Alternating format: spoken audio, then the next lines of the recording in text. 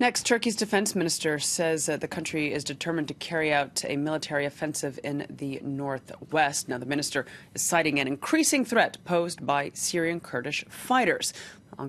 One of Ankara's targets is Afrin, in a Kurdish-held enclave. Now, for more on this, let's cross to France 24's Jasper Mortimer in Ankara. Jasper, tell us more then about the defense minister's statement. Really, what are the implications moving forward?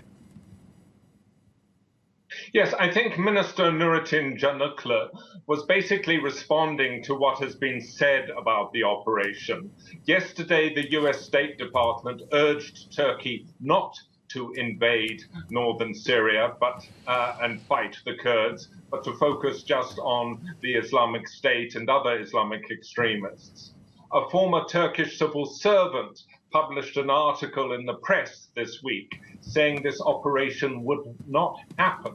He said the Russians wouldn't allow it. The Russians, like the Americans, have their own working relationship with the Kurds. The most respected Turkish Kurdish politician has told the press that the Kurds of Afrin have never threatened Turkey, and if Turkey goes in there and clobbers them, then the Turkish government will incur the undying enmity of Turkish Kurds. They would not forgive the government for this. So I think basically today, Minister Canuklu was saying, hey, this operation is going to go ahead. We are going to do it. And we are already shelling Afrin with artillery shells in preparation for the incursion.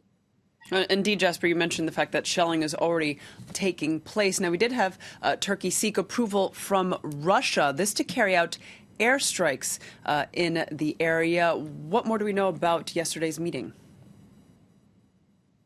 Yes, yesterday the Chief of General Staff and the head of Turkish intelligence flew to Moscow for discussions with the Russians, simply because the Russians control the airspace of northern Syria.